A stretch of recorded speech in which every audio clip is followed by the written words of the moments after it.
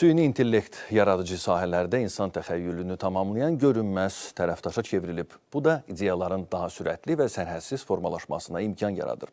Film sənayesinə də sürətlə inteqrasiya edən süni intellekt istehsal prosesini tamamilə yeni mərhələyə daşıyır. Ölkəmizdə ilk dəfə keçirilən AI Az qısa filmlər festivalı da kinoda süni intellektdən istifadənin əsas məqamlarına diqqət cəlb etdi. Eləcə də texnoloji inkişafın gələcəkdə film sənayesinin istiqamətini necə dəyişdirə biləcəyini əyani şəkildə göstərdi. Mədəniyyətin demək olar ki, bütün sahələrinə nüfuz edən süni intellekt film sənayesində də köklü inqilab yaradır. Bir vaxtlar aylarla davam edən, yüzlərlə insanın əməyinin tələb olunduğu istehsal prosesi bugün rəqəmsal alqoritmlər vasitəsilə daha sürətli, dəqiq və yaradıcı bir mərhələyə qədəm qoyur. Düzdür, hələ ki tam lazımi qədər inkişaf eləməyib. Bu generativ süni intellektdən söhbət gedir, yəni yaradıcı süni intellektdən. Ancaq müəyyən qədər işləri aradan qaldırmağa kömək edir. Yəni müəyyən problemləri aradan qaldırmağa kömək edir. Siz hər hansısa bir reklam filmi çəkimsinizsə, onun bir misal üçün orada bir partlama səhnəsi varsa, artıq onu nə 3D ilə, nə real eləməyə ehtiyacınız yoxdur. Süni intellektlə bu sizin 3 dəqiqənizi alır. Müasir kino artıq yalnız texnologiya və dekorasiya ilə qurulan dünya deyil. Süni intellektin gücü ilə formalaşan yeni vizual kainatdır. Üz dəyişdirmə alqoritmləri isə aktyor oyununu tamamilə yeni səviyyəyə daşıyaraq personajlara daha incə emosiyalar, daha təbii mimikalar bəxş edir. Əlbəttə ki, real aktyor hal-hazırda daha yaxşıdır. Ancaq belə görünür ki, artıq ona da necə ehtiyacı olmayacaq, 1 ilə, 2 ilə texnik sahələr aradan çıxacaq və çıxmalıdır. Mən aktyorluğu da biraz texnik sahə kimi görürəm. Yəni artıq fikir qalacaq, yəni fikir adamları qalacaq ortada. Bu da məncə müəyyən bir dövrdə kimlər üçünsə pis olsa belə ümumilikdə inkişafa xeyirli bir şeydir. AI Az qısa filmlər festivalı da süni intellektin kino istehsalının müxtəlif mərhələlərinə necə sirayət etdiyini araşdırır, həmçinin ssenaridən istehsaldan sonraki dövrə qədər onun həm yaradıcı, həm də texniki təsirlərini qiymətləndirir. Bizim festival Qafqazda ilk dəfədir ki, süni intellekt tərəfindən yaradılmış filmlər üzrə keçirilən bir festivaldır. Bizim festival kinematografiya və texnologiyaya marağı olan şəxslər, gənclər tərəfindən əsası qoyulub və məqsəd odur ki, texnologiya və yaradıcılığı bir araya gətirək. Bizdə məqsəd təkcə bu festivalla bitmir məsələ. Bizim planımız gələcəkdə burada başqa təlim, tədris məsələləri, startaplar və digər fəaliyyətləri də həyata keçirməkdir. Festivalın proqramı texnoloji yeniliklərlə yanaşı mədəni müxtəlifliyi ilə də seçilir. Yerli və xarici rejissorların ekran işləri festivalın palitrasını daha da zənginləşdirir. Müxtəlif yaradıcılıq məktəblərinin, mədəni baxışların və kino dillərinin birlikdə təqdim olunmasına şərait yaradır. Festivalda süni intellektlə yaradılmış filmlərin taleyinə məhz insan baxışı qərar verir. Filmlərin seçimi jürilər tərəfindən həyata keçirilir. Bizim bir jüri heyətimiz var.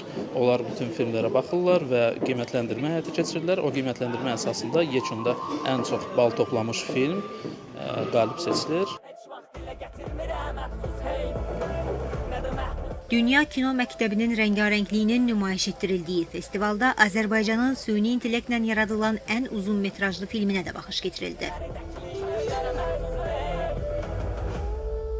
Məsələ qılınçda deyil, onu tutan biləkdədir.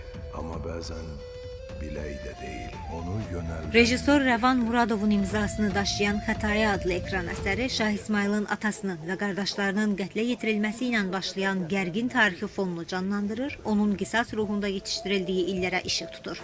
Bütün Şeyx Heydər nəsli yox edildi, birindən başqa.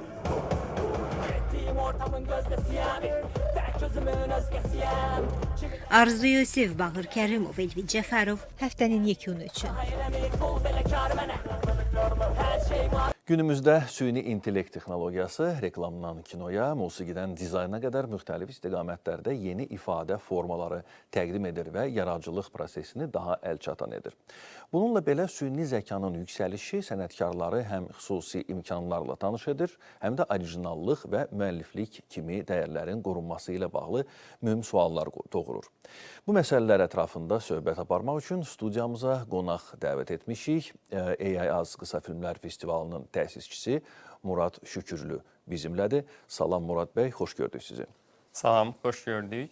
AI Az və ya bizim milliləşdirərək adlandırdığımız Ayaz Qısa Filmlər Festivalı süni intellektə fokuslanmış Azərbaycanda və hətta Qafqazda ilk dəfə keçirilən film festivalıdır.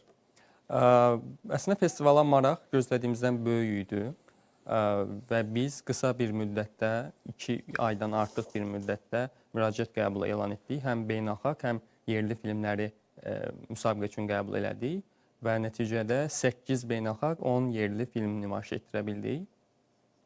Filmlərə baxdıqda yerli filmlərin keyfiyyət baxımından və eləcə də məzmun baxımından beynəlxalq filmləri müəyyən mənada üstələdiyini görə bilirik və bu da böyük potensialdan xəbər verir ki, bu sahədə doğrudan da bizim yaradıcı potensialımız və kadr ehtiyatımız çoxdur. Murad bəy, festivala göndərilən işlərin keyfiyyəti hansı gələcək perspektivləri açır və ümumiyyətlə süni intellekt yaradıcılıq imkanlarını necə genişləndirir? Süni intellekt əslində ənənəvi kinoda fəaliyyət göstərən şəxslərin daha da fəaliyyətini yaxşılaşdırır, daha yaxşı fəaliyyət göstərməsinə. Xüsusilə də kino bildiyimiz kimi sintetik və kollektiv sənət olduğu üçün geniş yaradıcılıq imkanı ilə bərabər, öz bərabərində müəyyən təşkilati məsələlərin həll olunmasını istəyir ki, süni intellekt bu məsələni aradan qaldırır və siz kollektiv cəlb etmədən, ona vaxt itirmədən qısa bir müddətdə getdikcə bəlkə də kinonu fərdiləşdirir. Daha az bir qrupla, bəlkə də tək siz işlərinizi həyata keçirə bilirsiniz və biz yerli filmlərə dediyim kimi baxdıqda bunun çox yaxşı tətbiq olunduğunu görürük. Süni intellektdən istifadənin müsbət tərəfləri olduğu kimi narahatlıq doğuran cəhətləri də var. Məsələn, etik problemlər, müəlliflik hüququ riskləri və xüsusilə yaradıcı sahədə iş yerlərinin azalması kimi məsələlər necə həll olunur və ya da həll olunacaq? Süni intellekt əslində əvvəla oradan başlasaq, iş yerlərinin azaldılması yox, sırf yaradıcı sənayedən söhbət gedirsə, düşünürəm ki, daha çox və daha çox gəlirli yaradıcılıq iş yerlərinin açılmasına səbəb olacaq. Və digər baxımdan mənfi tərəflərinə gəldikdə bəziləri bunu ənənəvi kinonun artıq yerini alacağını düşünür, amma süni intellektin belə bir iddiası yoxdur. Animasiyada, ənənəvi kinoda və süni intellektin də hərəsinin öz xətti var və amma gələcəkdə hansına daha çox yer veriləcək, bunu zaman göstərəcək. Amma süni intellektin mənfi tərəflərində əsas əqli mülkiyyət məsələləri ön plana çıxır və etik dəyərlər ön plana çıxır. Hazırda bunu nizamlayacaq hər hansı bir beynəlxalq sənəd yoxdur. Süni intellekt alətləri öz daxili qaydalar və şərtləri ilə, eləcə də tərtibatçılar öz inisiativləri çərçivəsində bunu reallaşdırırlar. Bir neçə məsələ var burada. Əqli mülkiyyətin süni intellekt alətlərinə və yaxud da onun tərtibatçısına nə qədər pay sahibi olmasıdır. Mən tərtibatçı olaraq hansısa süni intellekt alətindən istifadə edərək audiovizual məzmun yaradıramsa, həmin alətin müəlliflik hüququ burada nə qədərdir, mənim nə qədərdir? Bunu nizamlayacaq hazırda bir qanunvericilik aktı yoxdur.